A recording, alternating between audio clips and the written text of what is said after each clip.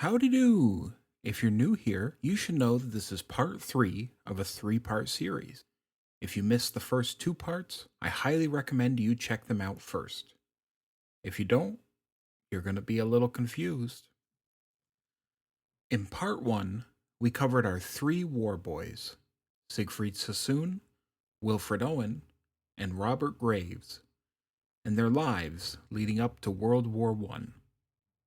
In part 2, we covered the war boys' journey through the war and some of the horrors of the Western Front. Today, we're going to cover the aftermath. First, we'll talk geopolitically. Now, I know you're here for the stories of the storytellers, but I think it's important to see the world they lived in. And I promise we'll cover this at the start, and then I won't talk about battles or political events again for the rest of the episode. We did enough of that in the last episode. This one will be much more focused on the storytellers themselves. First off, let's talk simple numbers. The casualty count for World War I is estimated to be between 20 and 40 million people. There is no way for me to eloquently explain that, and it doesn't really need a fancy phrase. 20 to 40 million people. Next, we'll consider H.G. Wells' proposition that this would be the war that will end war.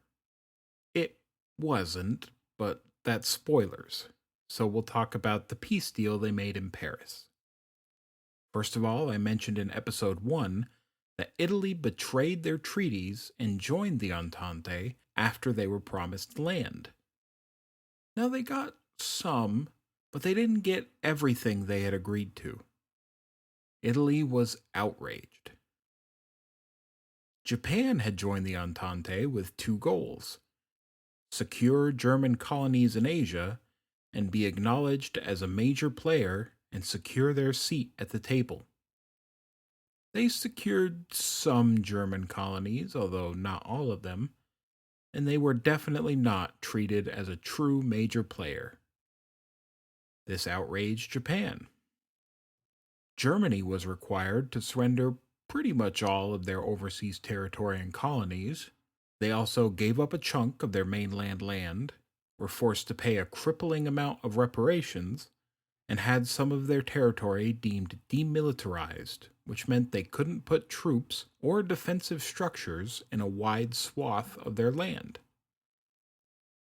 The 10 demands of Austria-Hungary at the start of the war were rejected because accepting them would end Serbia's national sovereignty. The Treaty of Versailles effectively did the same thing to Germany. This outraged the Germans. Germany, Italy, and Japan, aka the Axis, in World War II. If we ever do a World War II War Poets episode, you can be sure that this peace deal is going to be one of the causes of war that we talk about. And it's not like this was unforeseeable. Archibald Wavell, who would later be a field marshal in the British Army in World War II, said of the peace conference, "After the war to end war, they seem to have been pretty successful in Paris at making the peace to end peace." In other news, Austria-Hungary was disbanded, the Ottoman Empire would crumble within a few years of the war ending, and Russia had revolted mid-war, leading to the USSR. And it's not like the Entente countries were doing great. In an often lesser talked about part of World War I, France suffered what were effectively mass mutinies in 1917. Troops sat in their trenches and refused all orders to attack, unwilling to risk their lives pointlessly. It was not dissimilar to Russian troop behavior amidst the Russian Revolution. That, combined with the fact that a chunk of France was now war-torn, led to France's struggles post-war. And that doesn't even take into account the Great Depression, which would start about 10 years after the end of the war and caused significant economic strain on pretty much every country. Tens of millions of deaths, the collapse of multiple empires, and enough fuel to set off the flames of World War II. These were the true outcomes of World War I. No winners, only losers. World War I also saw mass death through the spread of the Spanish flu, which, despite its name, didn't originate in Spain. It almost certainly came from the good old US of A. Spain was just the first country to talk about it, since the rest of the affected countries had some level of censored press due to the war. Spain, which had stayed neutral, had no such restrictions. I also want to note that the Armenian genocide occurred during World War I. We're not going to really cover it as it's unrelated to our poets, but it is yet another case of senseless slaughter that claimed over 1 million lives, despite some countries pretending it didn't even happen. Turkey specifically has consistently denied it to this day, largely because Turkey was founded from the ashes of the Ottoman Empire, which perpetrated the genocide. I'm not blaming modern-day Turkey for the sins of their fathers, but it'd be nice if they could at least admit there were sins. Death, depression, and destruction. The aftermath of war.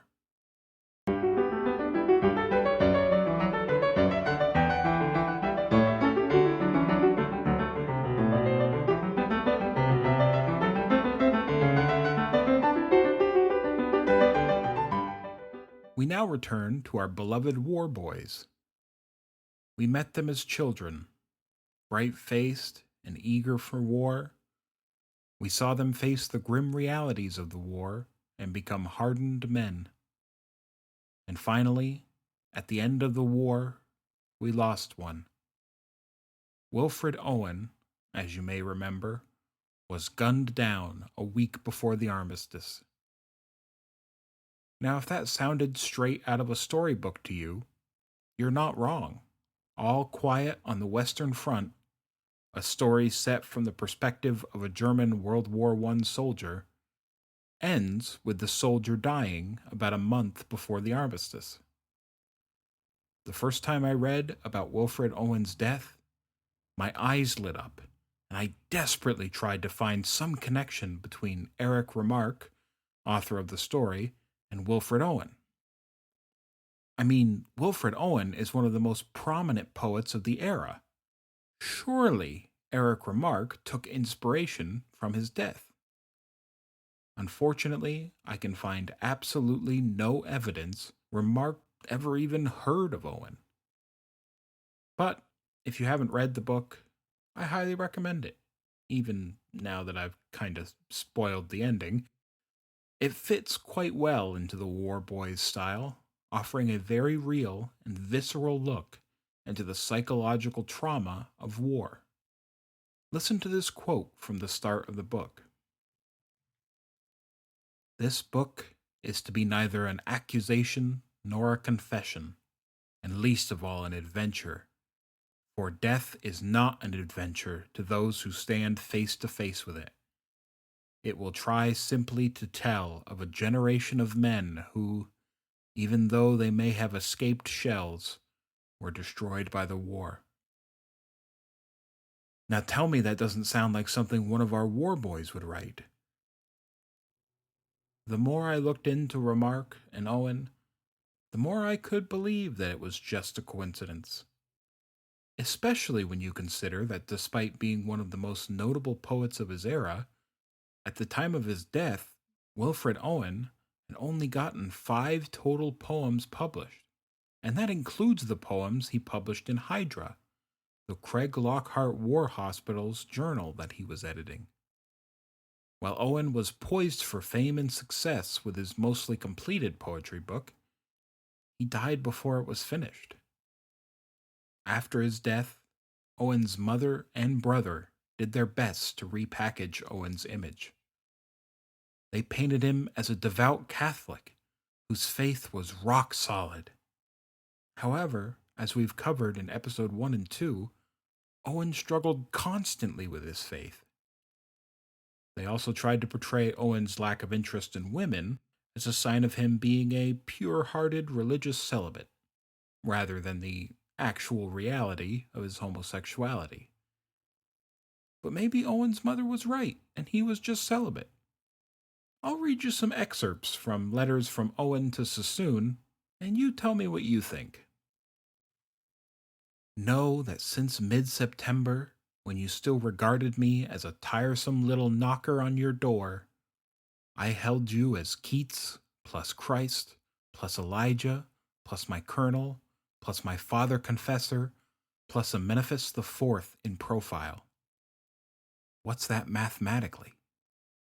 In effect, it is this, that I love you, dispassionately, so much, so very much, dear fellow, that the blasting little smile you wear on reading this can't hurt me in the least. If you consider what the above names have severally done for me, you will know what you are doing, and you have fixed my life, however short.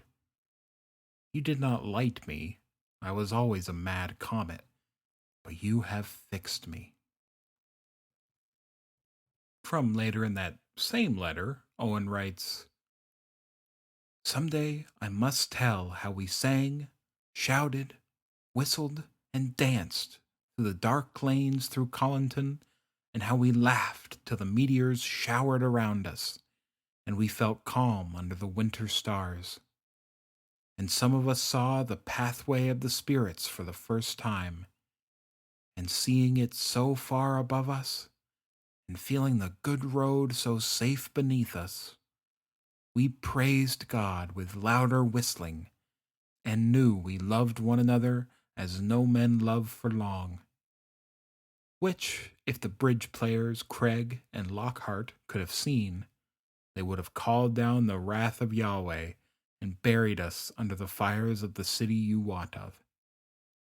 And, from a later letter, I sit alone at last, and therefore with you, my dear Siegfried, for which name, as much as for anything in any envelope of your sealing, I give thanks and rejoice. Let's be honest, you and I. Sassoon, Owen, and Graves were all, at least a little, homosexual. Graves and Sassoon would marry women, as homosexuality was still a crime in the UK, but they also had many documented relationships with men. So they were, at best, bi. The only real debate here is whether Owen and Sassoon ever had a physical relationship. But regardless of that, I think we can all agree that Owen loved Sassoon. And Sassoon loved Owen.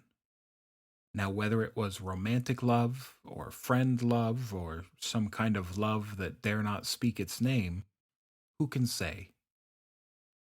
But enough about the dead. Let's talk about the living. Siegfried Sassoon spent the years after the war editing the book Poems with Edith Sitwell, a prominent literary figure at the time. Leading up to the book's release, Sitwell published several poems from it in the poetry anthology her family published called Wheels. During their time working together, Sitwell became close friends with Sassoon and may have even developed feelings towards him. Over the next few decades, they would be seen together frequently. Some even suggested that they marry, but Sassoon wasn't interested, claiming that poets shouldn't marry poets. Now, I was tempted to refute this by talking about Mary and Percy Shelley, but Percy wasn't exactly a great husband to Mary, so maybe he has a point. Anyway, Sassoon and Sitwell published Poems in 1920. And while I may be ready to talk about the living, Sassoon wasn't. Poems was not written by him or Sitwell, they just edited the work. Poems was written by Wilfred Owen. It is the book of poems he had worked on in the trenches and is the first book of his poems to be published. Sassoon would, for the rest of his life, help grow Owen's legacy. And, with this first book published, we will say goodbye to Owen for real this time. His work would continue to be printed and published.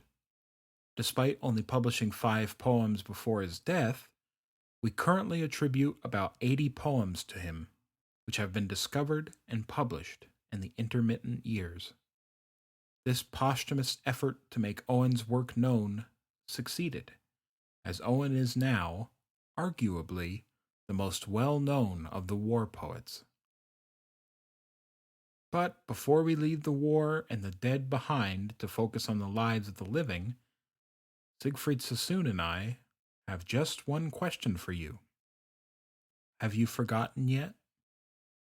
For the world's events have rumbled on since those gagged days, like traffic checked while at the crossing of city ways, and the haunted gap in your mind has filled with thoughts that flow like clouds in the lit heaven of life, and you're a man reprieved to go, taking your peaceful share of time with joy to spare. But the past is just the same, and war's a bloody game. Have you forgotten yet? Look down and swear by the slain of the war that you'll never forget. Do you remember the dark months you held the sector at Mametz? The nights you watched and wired and dug and piled sandbags on parapets? Do you remember the rats and the stench of corpses rotting in front of the front-line trench, and dawn coming, dirty white and chill with a hopeless rain? Do you ever stop and ask, is it all going to happen again? Do you remember that hour of din before the attack, and the anger, the blind compassion that seized and shook you then, as you peered at the doomed and haggard faces of your men? Do you remember the stretcher cases lurching back, with dying eyes and lolling heads, those ashen gray masks of the lads who once were keen and kind and gay? Have you forgotten yet? Look up and swear by the green of the spring that you'll never forget. In addition to his work on poems with Sitwell, Sassoon would venture out into the political sphere. He gave several speeches for Philip Snowden, an anti-war politician who had opposed things like conscription. Sassoon never expressed much interest in politics beforehand, and after this he wouldn't really be that involved either. But for this one moment, Sassoon offered support to an anti-war politician. Snowden would lose the election, but at least Sassoon tried. After his brief career as a political speaker, Sassoon gets a job more suited for his talents. He becomes the literary editor for the Daily Herald. While there, he hires a wide variety of well-known British authors, including Edith Sitwell's younger brother, Osbert. And did I mention that just so I could say the name Osbert? Yes, I did. During this time, he also financially supported young composer William Walton, who had been living with the Sitwell family.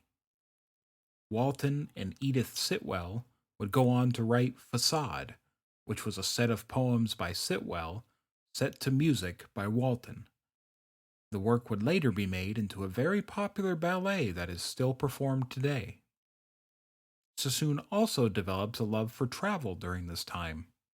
He tours the U.S. on a lecture tour, visits mainland Europe often, and becomes fascinated by Germany, visiting multiple times throughout his life. And it wasn't just the country of Germany Sassoon was loving on. In 1921, during a visit to Rome, Sassoon would meet Philip of Hesse, the nephew of German Kaiser Wilhelm II, and the two would have a brief relationship. Talk about sleeping with the enemy. Later in the decade, Sassoon would begin a relationship with Stephen Tennant, the first of his relationships with a man to last a significant amount of time. Tennant would eventually end the relationship, leaving Sassoon crushed. During his travels and lectures and love affairs, Sassoon begins to work on a novel, Memoirs of a Fox Hunting Man.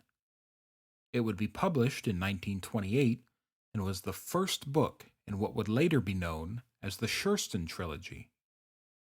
The Schurston Trilogy follows George Schurston through his life and wartime service. Sassoon draws on his own experiences to fuel the book. But more interestingly, he draws on something else. Something he hasn't used since the pre-war days. His humor. Remember that his very first work was a parody. He gave up his humor when he went to war, opting for the more grisly, realistic style he's known for. But about a decade after the end of the war, Sassoon has healed enough to bring his humor back. The trilogy is wildly popular and is still taught in some English schools to this day. In 1933, between the second and third novels of the Schurston trilogy, Siegfried Sassoon marries Hester Gatti, a woman. 1936 saw two big events for Sassoon. The first is that his third and final book in the Schurston trilogy was published. The second is the birth of his son, George Sassoon. Siegfried had wanted a child for a long time and was overjoyed with the birth of George. He would dedicate several of his poems to him. Now, George Sassoon is an interesting character. He kind of followed in his father's footsteps, publishing 3 books in his life. 2 were about extraterrestrials, and the third was a book about intercepting radio signals. George was very big into ham radio. He also published several essays and lectured frequently about aliens and extraterrestrials. After the success of the semi-autobiographical Schurston trilogy, Siegfried ditches the semi part and writes 3 autobiographies. He spends the entirety of World War II writing and publishing these autobiographies. But his family would contribute to World War II in a big way. I mentioned in episode 1 that his uncle on his mother's side, John Thornycraft, had founded a company before his death in 1928. That company was busy during World War II. As you may remember, the company was a shipbuilding company, and perhaps the most famous ship they designed was the Landing Craft Assault. The Landing Craft Assault was the first workable landing craft used by the British. It was used in multiple theaters of the war and was one of the main crafts used for the D-Day landings. After all these autobiographies, you may think that Sassoon only talks about himself now. However, he would also write a biography of novelist George Meredith. Sassoon would convert to Catholicism in 1957 and would die a decade later on September 1st, 1967. He was about a week shy of his 81st birthday. 2 boys down, 1 to go. Our final war boy is Robert Graves. 1918 saw him marry Nancy Nicholson, and 1919 saw him and Nancy move to Boars Hill, a hamlet just outside of Oxford. He rented the place from author and poet John Masefield. The same John Masefield Sassoon parodied all those years ago. Masefield just keeps showing up in the strangest of places. In fact, after the war, Masefield would flourish, becoming incredibly popular and respected. He would be named Poet Laureate in 1930 and hold the post until his death in 1967, making him the second longest serving Poet Laureate, missing first place by about 5 years. Lord Tennyson still holds the record with a 42-year reign. The couple of Robert and Nancy had moved to Boar's Head so that Robert Graves could finally take advantage of the scholarship he had earned before the war. However, his health was still not great. As Graves himself described it, very thin, very nervous, with about 4 years' loss of sleep to make up, I was waiting until I got well enough to go to Oxford on the government educational grant. I knew that it would be years before I could face anything but a quiet country life. My disabilities were many. I could not use a telephone. I felt sick every time I traveled by train, and to see more than 2 new people in a single day prevented me from sleeping. I felt ashamed of myself as a drag on Nancy. Now, Oxford typically required students to live in Oxford itself, but they made an exception for Graves, allowing him to live outside the city. While there, Graves quickly made friends with T.E. Lawrence, better known as Lawrence of Arabia. The two spent their time together discussing serious topics, like poetry and art, while also finding time to pull elaborate pranks. In 1924, Graves was an Olympian at the Summer Olympics in Paris. His sport? Well, we talked about his boxing career in episode 1, where he won his school's boxing competition, so maybe you think he was a boxer. We also know that Graves enjoyed climbing with George Mallory. Maybe he medaled in alpinism.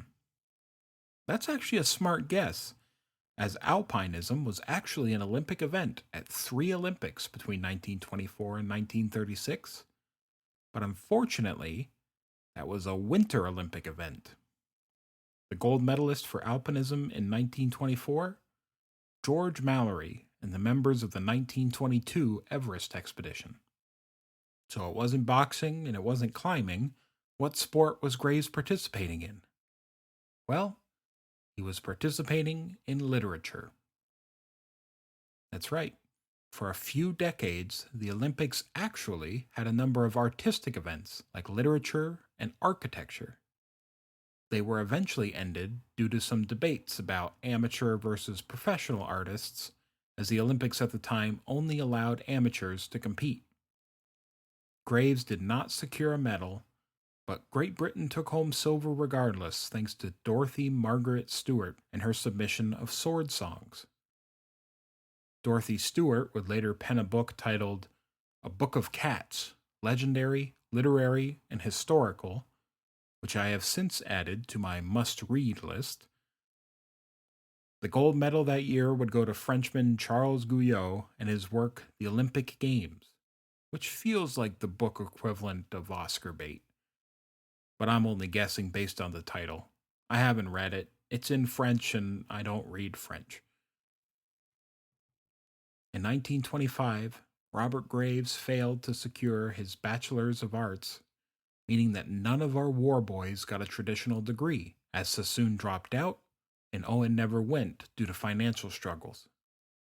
However, Graves was allowed another exception and earned what's known as a Bachelor of Letters by giving a dissertation allowing him to pursue his desired career in teaching.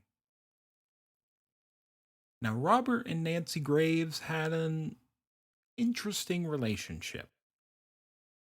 Nancy was very progressive for her time, setting up stalls in the various villages around her to teach women about contraception, which was illegal at the time. Perhaps because of Nancy's progressiveness, she agreed to an unusual situation. In 1926, Robert got a job as a professor of English literature in Egypt, so he moved his whole family to Egypt. This included him, Nancy, their 3 children, and Laura Riding. Laura was a poet who was also in a relationship with Robert Graves. Nancy was relatively okay with the arrangement, until Robert started focusing more and more on Laura and less on Nancy and their kids. By 1927, Robert and Nancy would separate, although they wouldn't officially divorce for another 20 years. Also in 1927, Robert published Lawrence and the Arabs, his biography of his good friend, Lawrence of Arabia. Around this time, Robert and Laura would found Sisson Press and would publish their own literary journal called Epilogue. The two wrote many things together, including a number of academic books. 1929 is a big year for Robert. He publishes the book he's most well known for, Goodbye to All That. It offers an autobiographical look at his life and military service. He would rewrite and republish this book multiple times during his life. So, how was the book received? Well, Sassoon didn't like how Graves depicted him in the book, effectively ending their long friendship. Some veterans questioned the accuracy of some of Robert's accounts of the war. Graves' own father, Alfred Percival Graves, wrote a whole book to refute Robert's claims, titled To Return to All That. But even with all the blowback, the book was extremely popular with the public. Around this time, Robert and Laura would move to Majorca, potentially to move further away from Nancy, who wasn't thrilled about the separation. Robert Graves' next big work would be I, Claudius, a novel written from the perspective of Roman Emperor Claudius. Graves supposedly wrote the novel to try to make money to pay off a £4,000 debt he had taken on. In the first 6 months, the novel would make Graves over £8,000, which, according to the very unreliable inflation calculator I found on the internet, is roughly the equivalent of about £500,000 in today's money. He would follow it up with more and more historical novels, including a sequel called Claudius the God, and Count Belisarius, about the Byzantine general named, believe it or not, Belisarius. And, if you've been here since episode 1 of this podcast, you may be interested to know that he also wrote a historical novel from the perspective of John Milton's first wife. In 1936, with the outbreak of the Spanish Civil War, Laura and Robert flee back to England. It's here we have to introduce a part of Graves' life that I really wish I didn't have to try to explain to you. First things first, we need to meet Alan Hodge. Now, Alan Hodge is fine. He helps Graves do his historical research for his historical novels, and he co-authors several books with Graves. Laura Riding, Robert Graves, Alan Hodge, and Beryl Pritchard moved around with each other for a time. Over the span of about 3 years, they traveled from Spain to England to America to France and back to England. Now, a whirlwind of changes occur very quickly. Robert Graves and Laura Riding break up. Alan Hodge and Beryl Pritchard get married. Hodge and Pritchard start to worry that the marriage may have been a mistake. Alan Hodge goes to Poland. Hodge watches the German army invade Poland, officially starting World War II. Hodge flees, eventually ending up back in England and moving in with his friend and work partner Robert Graves, and Robert Graves' romantic partner, Beryl, Hodge's wife. All of these things happened more or less over the span of about a year. Now, given that Robert Graves had now 2 failed relationships, and he had found his latest partner while she was still married, I was convinced while researching this that this relationship would also fail. Nope. Robert Graves and Beryl Pritchard lived happily together until Graves' death. One of these days, I'm gonna find a poet with a love life that makes sense to me, I promise. And don't feel too bad for Alan Hodge. After his amicable split with Beryl Pritchard, he would meet author Jane Aiken a few years later, and they were happily married for the rest of his life. We're winding down now, but we'll cover some of the more interesting works Graves produced in the later years. This won't be a complete list, but we'll cover the ones that stood out to me. Robert Graves would produce his most controversial historical novel, King Jesus, in 1946. The novel paints Jesus as a normal human philosopher and relative of Herod the Great, giving him a claim to the Judean throne through blood rather than divine ordinance. Following King Jesus, Robert Graves moved his focus to the history of myths and poetry's relationship with mythology. He publishes his essay, The White Goddess, in 1948, offering his theory on a female god. This is his version of the mother goddess idea, which is that there is a female god who relates to the moon. He introduces the idea of maiden, mother, and crone, aka the triple goddess, which is the idea of the female goddess having three forms, each based on a phase of the moon. And that's about as in-depth as I'm going to go into this, because I'm not really qualified to talk about pagan beliefs. I only mentioned it because Graves will include references to the white goddess throughout the rest of his work. In 1955, Graves publishes The Greek Myths, which is a retelling of many Greek myths that include commentary from Graves that ties each myth back to his white goddess theory. His commentary is largely rejected by classical scholars, but his versions of the myths are pretty popular, with several editions of the book being published that completely remove his commentary altogether. In 1962, Graves authors a children's book called The Big Green Book. It is illustrated by Maurice Sendak, who I assume is a name I don't need to introduce, but is a name I was surprised to see show up in my research. 1967 sees Graves publish a new translation of the famous poetry collection, Rubaiyat of Omar Khayyam. But it backfires, as the source material he used for his translation turns out to be a forgery and a fake. Not much later, Graves would begin to suffer memory loss and would largely stop working.